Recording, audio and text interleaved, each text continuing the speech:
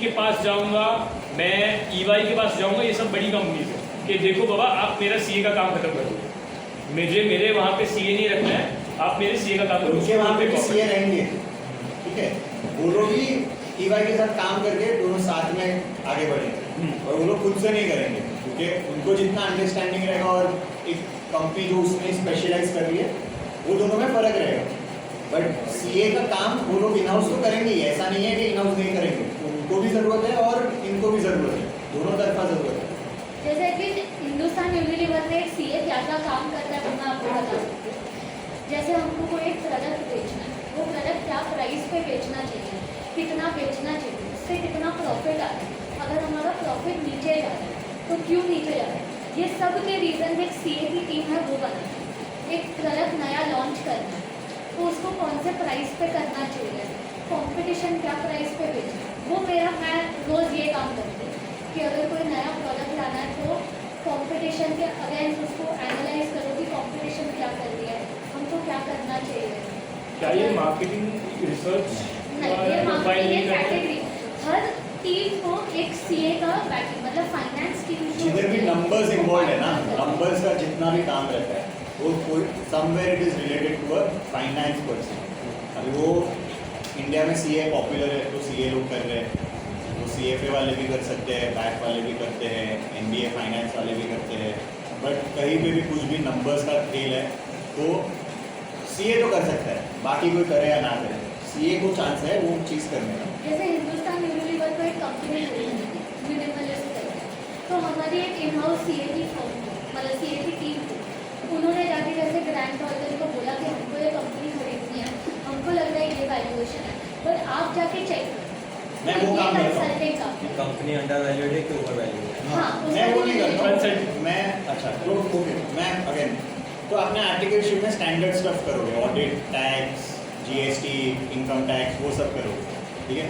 CA करने के बाद आप ये भी कर सकते हो क्योंकि ये चीज़ तो बहुत करते हैं सर, बट अगर आपको ये नहीं करना है तो आप कॉर्पोरेट में जाओगे, HUL, डाबर एक्सेट्रा, ठीक है, उसमें आप अलग अलग चीज़ें, ठीक है, अकाउंटिंग करोगे, ऑडिटिंग करोगे, खुद का टैक्स रिटर्न फाइल करोगे, खुद का GST संभालोगे, वरना जो बच्ची कर रहे हैं क्या स्ट्रैटेजी बनाओगे, प्रोडक्ट लॉन्च करना है तो क्या प्राइस पे करना है, किधर करना है, कौन से स्टेट में करना है, वगैरह वगैरह, वरना आप आओगे CA साइड पे, उसमें ऑडिट टैक्स तो है ही, ऑडिट टैक्स नहीं करना है तो और भी 5-6 चीज़ें, जैसे मैं क्या करता हूँ मैं वो समझा देता हूँ। अगर एक कंपनी को दूसरे कंपनी को खरीदना है, ठीक है, तो मैं वो कंपनी का फाइनेंशियल ड्यू डिलिजेंस करता हूँ, तो मेरे फील्ड को बोलते हैं फाइनेंशियल ड्यू डिलिजेंस।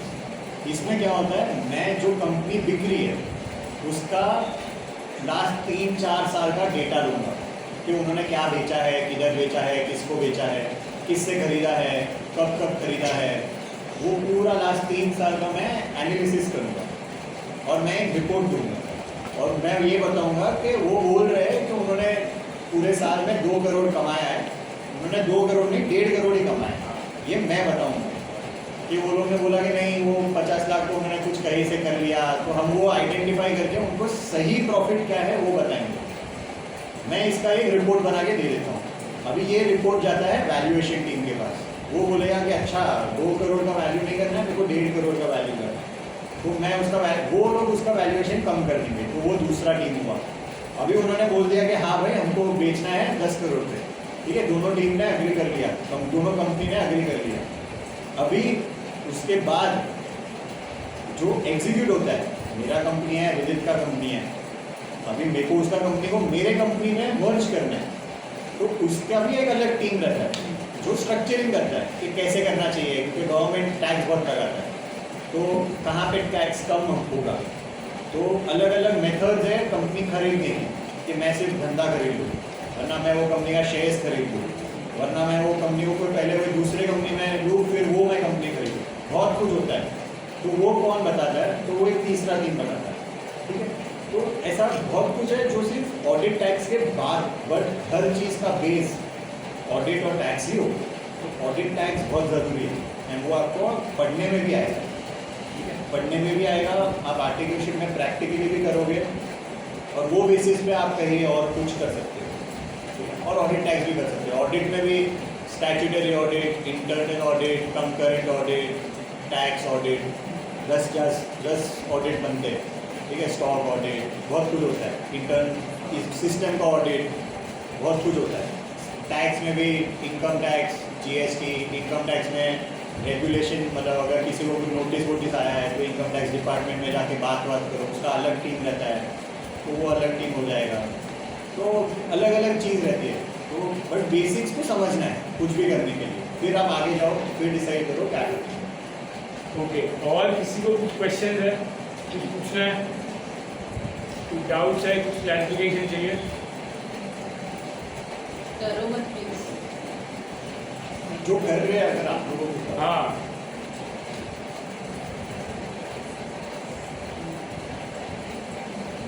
सर आप लोग ने कैसे मतलब मैनेज किया? आपने बोला कि डिफिकल्टीज आई स्टडी करने में, तो आप लोग का क्या एक्सपीरियंस रहा? तो मैं मेरा बता देता हूँ। मैंने 11th-12th किया था NM में, ठीक है, NM कॉलेज में। वहाँ पे अटेंडेंस बहुत लगती है, ठीक है, वो बोलते हैं 50-60% अटेंडेंस चाहिए। मैंने 12th में डिसाइड कर लिया CPT का, मतलब फर्स्ट एग्ज़ाम देना है। मेरा बड़ा भाई है, वो भी CA है। मैंने कॉमर्स लिया, कुछ पता नहीं था क्या करना है, भाई ने CA किया, चूज़ किया, मैंने भी CA चूज़ कर लिया, कभी कुछ और सोचा ही नहीं, ठीक है। अभी ऑप्ट तो कर लिए, अब आगे क्या, अभी कॉलेज चाहिए तो कॉलेज NM में ले लिए, NM में लिया तो 2 साल में समझा कि ये मैनेज तो होगा नहीं, तो मैंने फिर NM से कोदार आ गया था, मालूम। कोदार में अटेंडेंस का इतना रिक्वायरमेंट नहीं है, वो आप एग्ज़ाम 2 महीने में 3-4 बार जाओ, वीक में 1-2 बार जाओ, उसमें मैनेज हो गया।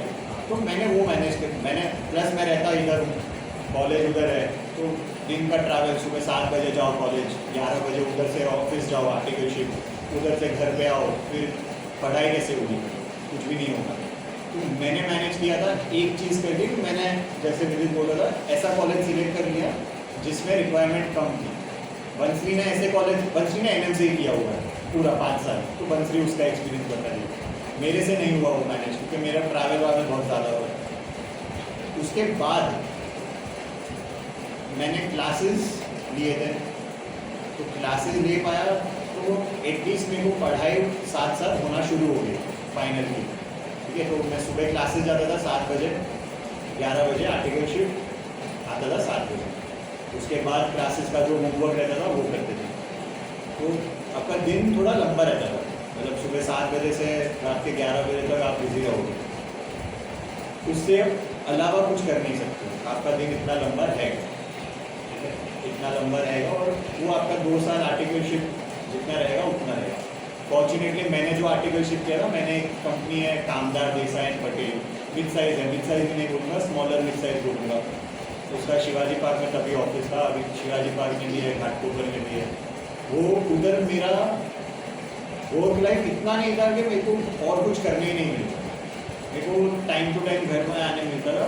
बट हाँ, जब भी सीजन रहता था कि जुलाई में रिटर्न फाइल करना है, तभी हम 10-11 बजे तक ऑफिस में बैठे हैं, 2-2 बजे तक ऑफिस में बैठे। वो होगा और वो करना भी चाहिए, उसके अलग मज़े हैं, क्योंकि ऑफिस में 15 लोग बैठे हैं, मज़े कर रहे हैं, सब साथ में काम कर रहे हैं, उसका अलग मज़े है। खाना मंगा रहे हो, बड़ा पाव मंगा रहे हो 6 बजे, कि हम तो 10 बजे खाना खाएंगे, 6 बजे निकलने का टाइम है तभी खाना आ रहा है, तो वो सब होगा, तो वो सब करना चाहिए। ऐसा नहीं कि कोई घर जाना है। जुलाई में हम हर दिन 12-12 बजते थे, क्योंकि जुलाई में पर्सनल इनकम टैक्स जो रहता है उसका रिटर्न फाइल बना रहता है। तो मैं जुलाई महीने में मैं खुद से 300 रिटर्न फाइल करता था, मेरा फॉर्म 1000 रिटर्न फाइल करता था, तो कैसे होगा। और क्लाइंट ऐसा नहीं है 2 महीने पहले आके दे दिया है, वो आज आएगा कल भरना है, तो काम वैसे ही होगा। तो थोड़ा प्रेशर, मेंटल प्रेशर भी होगा।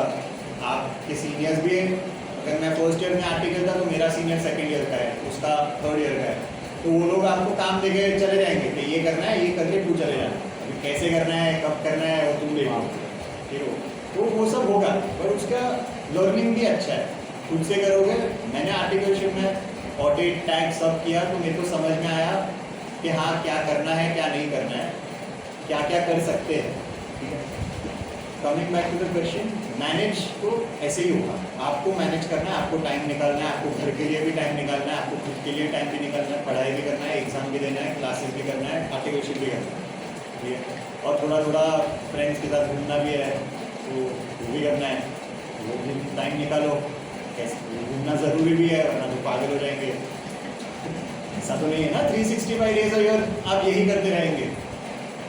कुछ तो करना पड़ेगा, कभी ना कभी तो टाइम निकाल के कुछ करना पड़ेगा, तो वो टाइम भी निकालो, वो टाइम अपने आप निकल जाएगा। ओके, मुंबई में सीए बहुत लोग कर रहे हैं, ऐसा नहीं है कि वो एनएम पूरा कॉलेज सीए कर रहा है, पूरा कॉलेज सीए कर रहा है, ये वो बहुत लोग कर रहे हैं। कांग्रेस में अभी कम हुआ है क्योंकि अभी अपॉर्चुनिटीज़ और भी बहुत कुछ है।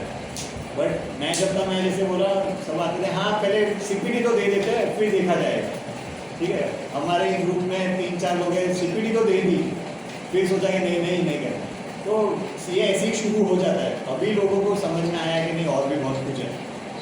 मैं तो सजेस्ट करता हूँ सीए कर सकते हैं, उसमें डिफ़िकल्ट है, बहुत डिफ़िकल्ट है, ठीक है। अगर आप पासिंग परसेंटेज देखोगे तो 100 में से 25 मत गिनो, 25 के 15%, वो 15% के 8%, तो तीनों लेवल फर्स्ट अटेम्प्ट में कितने लोग क्लियर हो रहे हैं? 100 में से 4-5 लोग क्लियर हो रहे हैं, उससे ज़्यादा नहीं हो रहा, ठीक है। मैंने सेकेंड अटेम्प्ट में क्लियर हुआ था फाइनल, फर्स्ट कुछ भी नहीं निकला था, 8 के 8 पेपर फेल, 8 के 8 मतलब कोई एक भी ग्रुप नहीं निकला था, पूरा ग्रुप साथ में वापस दिया सेकेंड अटेम्प्ट में, तभी फॉर्चुनेटली हो गया। डिफिकल्ट है, आपका जब स्टडी लीव रहेगा तभी आपका जो कॉलेज रहेगा वो 1 साल पहले ख़त्म हो जाएगा। तो बीकॉम या जो भी कर रहे हैं उसके 1 साल के बाद फाइनल आएगा, तो वो 1 साल में आपको कुछ नहीं करना है। अभी तो आर्टिकलशिप भी नहीं करना है, मेरे टाइम के आर्टिकलशिप का 6 महीना, अभी आपको वो 1 साल में आर्टिकलशिप भी खत्म हो जाए, तो 1 साल नहीं 9 महीना गिन लो, 9 मंथ्स फुल टाइम आपके पास ही है। तो अभी वो अच्छा है कि 9 महीना फुल मिल रहा है, ठीक है। काम नहीं करना है, पढ़ाई नहीं, कॉलेज नहीं करना है, कुछ नहीं करना है, घर पे बैठ के पढ़ाई करना है, लाइब्रेरी आके पढ़ाई करना है, ठीक है। और किसी को कुछ क्वेश्चन है? सबको घर जाना है। इन्होंने कैसे मैनेज किया कॉलेज के साथ, सुन लो। और कोई क्वेश्चन वो भी नहीं करवा हाँ। मैं यही answer. Then she will start and talk about the business. जो कुछ और पूछना है, उन्होंने सीएफए भी किया है। सीएफए क्या है वो भी आप अगर थोड़ा सा बेसिक अंडरस्टैंडिंग सब कुछ को बता दें तो वो भी अच्छा है।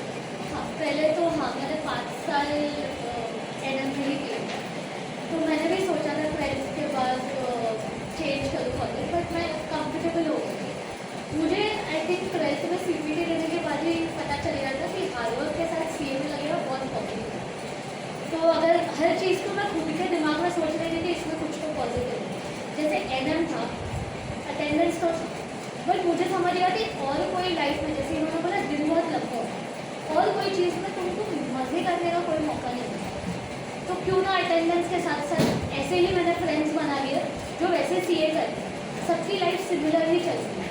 तो कॉलेज में थोड़ा हम हंसी मजाक कर लेते थे, उसके बाद फिर वही लोगों के साथ में क्लासेस जाती थी और अटेंडेंस वगैरह भी मैनेज हो जाता और पढ़ाई भी हो जाती।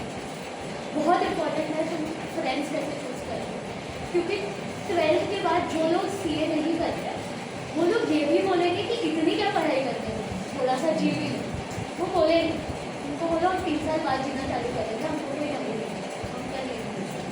फिर आर्टिकलशिप मैंने डेलॉइट लिया था, तो बिग 4 था, अगेन उसमें काम थोड़ा ज़्यादा होता है, बट काफ़ी कुछ तुमको उसके बारे में सीखने मिलता है, कैसे तुम क्लाइंट्स के साथ डील करते हो, स्टाइपेंड अच्छी मिलती है, तो वो सब पॉजिटिव एस्पेक्ट्स उसके थे। मुझे ये था कि क्लासेस मतलब बिकॉज डेलॉइट में दिन लंबा होता था और ज़्यादा घंटे काम करने पड़ते थे, पढ़ाई करने का अलग से टाइम नहीं मिलता था, उस बारे में फिर क्लासेस में ज़्यादा ध्यान नहीं देती। जैसे मैं बाहर कुछ नहीं पढ़ पा रही हूँ, पर क्लासेस में 100% फोकस कुछ भी हो जाए, मैं रात को 1 बजे भी घर आई हूँ, मैं सुबह क्लासेस मिस नहीं करती, भले फिर मेरे को क्लासेस में नींद आती है। मैं ऐसे 2 दोस्त रखे थे जो मेरे को लास्ट मार के उठा देते कुछ रात सर, तो वैसे मैनेज हो जाता था। और फिर ये अच्छा था कि डेलॉइट में मुझे यूजुअली 3 महीने छुट्टी मिलती है, मुझे डेलॉइट में 5 महीने मिलती है, तो वो 5 महीने सिर्फ पढ़ाई की, तो वो पढ़ाई करते करते हो जाता था मैंने। एंड एक ये था कि थोड़ा सा तुमको वो सब्जेक्ट्स में इंटरेस्ट डेवलप करना पड़ेगा, अगर इंटरेस्ट नहीं होगा तो तुम 12-12 घंटे पढ़ाई नहीं कर पाओगे। तो फाउंडेशन के वक्त ही तुमको समझ आएगा कि वो इंटरेस्ट थोड़ा सा तो होना पड़ेगा। ऑब्वियसली हर सब्जेक्ट में तुमको इंटरेस्ट नहीं होता है। मुझे लॉ नहीं पसंद, बट एटलीस्ट मुझे ऑडिट, मुझे अकाउंट्स, मुझे एसएफएम, वो सब सब्जेक्ट्स 60% भी अगर पोर्शन तुमको पसंद आता है तो बाकी 40 तो तुमको खींच के कर लेना पड़ता है। एंड एक और ये याद रखना, वाइल तुम डिसाइड कर लो जब सीए करना, अच्छी बात है ये सोचना कि कितना पासिंग परसेंट वगैरह है। एक बार रजिस्टर कर लो, भूल जाओ कितना पास है। तुमको पास होना वो याद हो, क्या करोगे ये सोच के कि 8 दिन पास हो गए कि 4 दिन हो गए, तुमको तो होना ही 50 है। का लोग तो ऐसे ही दे रहे हैं, उसमें क्या होगा? तुमको तो होना ही है, तुमको तो टॉप 10 में आना है वो सोचो। क्योंकि बहुत टाइम पास होता है, सब डिस्कस करते हैं कि अरे ये टाइम रिजल्ट बहुत खराब आया है, क्या कर लोगे? वो आना है, वो जो आना है वो ऐसे ही आना है। बस ये डिसाइड कर लो करना है तो बस करना है, बस। आजू बाजू कंपनी अच्छी रखो, सीए के थोड़े लोग होने चाहिए, उसको देख के भी आप मोटिवेट हो जाओगे। मतलब अगर मैं पढ़ाई नहीं कर रहा हूँ, वो पढ़ाई कर रहा है, तो आप ऑटोमेटिकली आपको भी पढ़ाई करना, प्रेशर में पढ़ाई करोगे या मन बना लोगे वो देख लो। मैं तो ये देखता था कि यार इसका 3 सब्जेक्ट खत्म हो गया, मेरा 2 ही हुआ है, मेरे को पीछे पढ़ना पड़ेगा, फिर मैं रात को 4 बजे तक पढ़ता था। जैसे तू भी लाइब्रेरी जाता था, मैं भी लाइब्रेरी। मैं लाइब्रेरी नहीं जाता था, अच्छा। मैं लाइब्रेरी गया, मैं लाइब्रेरी में जाके लोगों को देखता था वो क्या पढ़ाई कर रहा है, मैं खुद का पढ़ाई नहीं करता, मैं मैं घर पे करता था। मेरी एक फ्रेंड थी, हम एक दूसरे का ये बुरा ही करते रहते थे। नहीं, बट मैं ये भी बोल रहा हूँ साथ में, मैं तभी साथ में पढ़ाई नहीं करता था, और मेरे को हम 2 लोग थे, हम दोनों ने एक करिकुलम सेट किया हुआ था खुद से, और वो भी वही करता था, मैं भी वही करता था, और हम बोलते थे कह रहे तेरा ये हो गया, ये चैप्टर हो गया, ये सब्जेक्ट हो गया, मैं भी ये चैप्टर ये सब्जेक्ट करता हूँ, तो हम 2 साथ में कर रहे थे पूरा। हमने पूरा 6 महीना हर दिन में प्लान सेम किया कि ये महीने में अकाउंट्स करना है, ये महीने में टैक्स करना है, ये महीने में ये करना है। तो वो देख देख के भी लाइब्रेरी में आपको वो फ़ायदा होगा, आपको वहाँ पे अलग फ्रेंड्स मिल जाएंगे, आप एक करिकुलम सेट करोगे कि ये करना है, वो करना है, वो क्या डाउट सॉल्व हो जाएंगे, कि आपको नहीं पता है, आपके बाजू में पता है, अरे बता मेरे को कैसे सॉल्व करना है, वो सॉल्व करके तुरंत हो जाएगा, वो मैं घर पे नहीं कर पा रहा। तो उसका मैं लाइब्रेरी नहीं जा पाया, मैं ट्राई किया 2-3 महीना, नहीं गया, मैं घर पे पढ़ाई करता था, शांति से पढ़ाई करता था, बट दिन में घर पे बहुत आवाज़ रहता, मैं रात को 4 बजे तक पढ़ाई करता। तो वो आपको खुद से देखना है किधर कैसे कब पढ़ाई कर पा रहे हो, बट पढ़ाई करना पड़ेगा। दिन के 15 घंटे तो निकल जाते हैं पढ़ाई करने में, दिन के 15 घंटे। अभी आप देख लो बाकी के 9 घंटे में आपको सोना भी है, खाना भी खाना है, आराम भी करना है, वो भी करना है, तो बाकी के 9 घंटे में करना है, 8 घंटे में करना है। Talking about CFA, can you give students suggest of what is CFA और कैसे क्या क्या चीज़ें कवर हुई CFA के अंदर? तो CFA is chapter financial analyst, वो होता है पोर्टफोलियो मैनेजमेंट के लिए। जैसे इन्होंने एग्जांपल दिया था कि कोई कंपनी को इन्वेस्ट करना है, वैसे ही बिजनेसमैन भी तो होते हैं जिनके पास बहुत पैसे, उनको कहीं इन्वेस्ट करना है, तो वो एक पोर्टफोलियो मैनेजर ढूंढेंगे जो आपका पैसे लेंगे और अलग अलग जगह पे इन्वेस्ट करेंगे, या फिर ये जो वैल्यूएशन वगैरह होता है उसमें CFA का भी काम है। तो मेरा ये था कि मैंने जब ऑडिट टैक्स करा, मतलब मैं ऑडिट में थी और मुझे ऑडिट इतना नहीं पसंद है, तो मैंने सोचा कि मुझे साथ में कुछ और भी कर लेना चाहिए कि मेरे पास ऑप्शन है, और मुझे SFM और कॉस्टिंग बहुत पसंद था, वही सब्जेक्ट ज़्यादा डिटेल में CFA में है। तो मैंने डिसाइड किया कि मुझे CFA का भी कोर्स करना है, तो मैंने CA के जस्ट पहले CFA करना चालू किया। उसमें ऐसा होता है कि फर्स्ट लेवल देने के पहले आपका ग्रेजुएशन का रजिस्ट्रेशन हो जाना चाहिए। तो मतलब आपका ग्रेजुएशन हो जाना चाहिए, फिर ही आप हाँ, CFA का आपने फर्स्ट लेवल। रजिस्टर कर दिया है तो भी चलेगा, तो SY BCom में आप पढ़ना चालू कर सकते हो। हाँ। CFA में भी 3 लेवल है, और उसमें आप क्लासेस के बिना भी कर सकते हो। अगर आपने CA किया है तो 30-40% फर्स्ट लेवल का पोर्शन उसमें कवर हो जाता है। उसमें बस ये है कि बहुत ज़्यादा एप्लीकेशन बेस्ड है, कम सब्जेक्ट पे ज़्यादा फोकस है। और फीस क्या रहती है CFA में? फीस CFA में ज़्यादा है क्योंकि CFA एक US बेस्ड कोर्स है, तो अभी आई थिंक हर लेवल की 1 से 1.5 लाख की फीस होगी, और उसमें आगे जाके फिर एक तो US का कोर्स है, आउट ऑफ इंडिया भी थोड़ा स्कोप बनता है। ये ऐसा कोर्स है कि ग्लोबली सिर्फ US नहीं, सिर्फ इंडिया नहीं, एक ही एग्ज़ाम होता है। ऐसा नहीं है कि इंडिया के लिए एग्ज़ाम पेपर क्यूरेट होके बन रहा है, ऐसा नहीं है, एक ही एग्ज़ाम दे रहे हैं पूरी दुनिया, और वही रिजल्ट आ रहा है पूरी दुनिया को। तो आपने यहाँ पे एग्ज़ाम दिया हो, या US में एग्ज़ाम दिया हो, या UK में एग्ज़ाम दिया हो, आप सेम हो, ठीक है। तो अपने इंडिया CFA में भी 2 CFA है, हाँ, बट इंडिया CFA का इतना वैल्यू नहीं है, लोग इतना नहीं करते। बट आप अगर US CFA करते हो आपको सेम लेवल पे ट्रीट हो गया। अगर किसी ने बाहर भी CFA एग्जाम, कोई दुबई से CFA दे रहा है, कोई मुंबई से दे रहा है, कोई UK से दे रहा है, वो सब सेम लेवल पे होगा। और CFA कंप्लीट होने के बाद सैलरी का क्वेश्चन कैसा रहता है? अगर मैंने सिर्फ 2 ही लेवल कंप्लीट किया है CFA, will I get a job या मुझे तीनों लेवल कंप्लीट करना है? You will get a job, but जितना आउटसाइड इंडिया रिकॉग्नाइज्ड है, इंडिया में उतना रिकॉग्निशन नहीं है। आज भी कोई एक कोर्स के 7 लोग कर रहे हैं। लोग CFA कर रहे हैं, MBA CFA कर रहे हैं, मैथ CFA कर रहे हैं, BCom CFA लोग कम कर रहे हैं क्योंकि CFA का इतना रिकॉग्निशन नहीं है।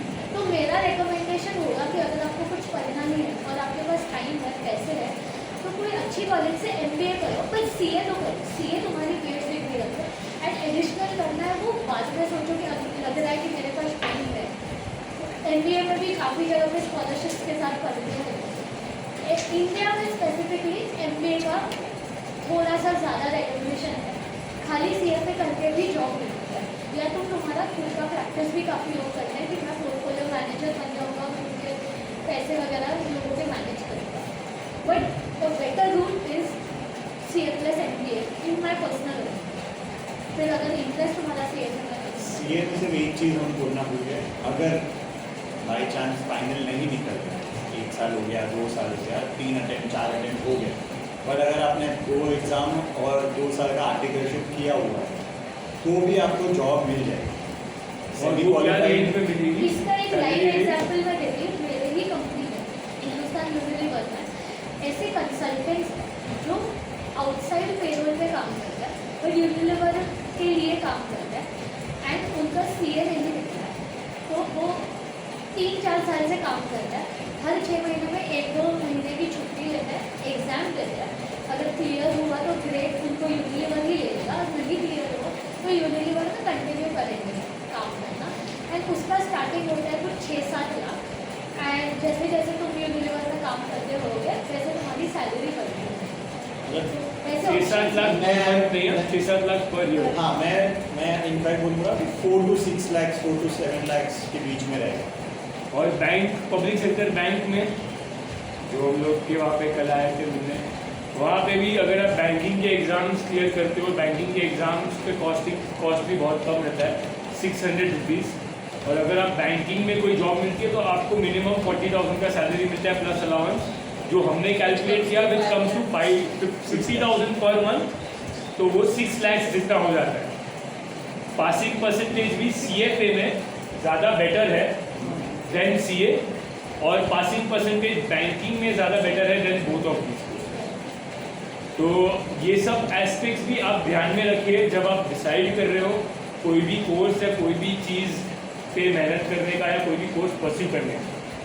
तो ये मैटर करता है कि after given a point of time आपको क्या सैलरी इन हैंड मिल रही है। बट अगर आपने CA किया होगा, CFA किया होगा, तो आगे का जो ग्रोथ स्केल होता है ना वो काफ़ी हाई होता है। बस वो एक फ़र्क है, जब स्टार्ट में होता है, स्टार्ट प्रोबेबली बैंक में आपको अच्छी सैलरी में स्टार्ट मिल गया एंड आपको इंक्रीमेंट मिलते जाएगा। बट CA में 4 और साल में ग्रोथ salary अगर double चाहिए होगा होगा। ना, ग्रोथ अगर ज़्यादा चाहिए तो CA CFA की डिग्री से आपको थोड़ी सैलरी में आगे जाके 5-6 साल में आपको डिफरेंस पता चल जाएगा कि हाँ, मैंने अगर CA किया तो मेरा सैलरी गवर्नमेंट बैंक एम्प्लॉय से थोड़ी ज़्यादा होगा, इतना फर्क। और ठीक है, anyone has any doubts, so should we wind up the session? Everybody wants to go home, seems like. ठीक है, it was nice talking to you guys. Thank you so much for coming and guiding us through this. आप लोगों को कभी भी doubt हो, कभी भी पूछना हो, जो CA कर रहे हैं या कर रहे हो, विदित को बताओ। मैं हाँ नंबर हमारा शेयर कर सकते हैं। नंबर भी शेयर कर दूँगा, नंबर लेके रखो। मैं इधर ही रहता हूँ, ज़्यादा दूर नहीं हूँ, कभी भी बुलाओगे आ जाऊँगा। बस वीकडे में मत बुलाना। Thank you so much. Thank you so much. उनको पूछने के बोलो, आप पूछ लो। आप पूछो, हाँ। डायरेक्ट आ जाना, आ जाओ। इधर ही आ जाओ। If the others want to leave, they can leave. Let's go to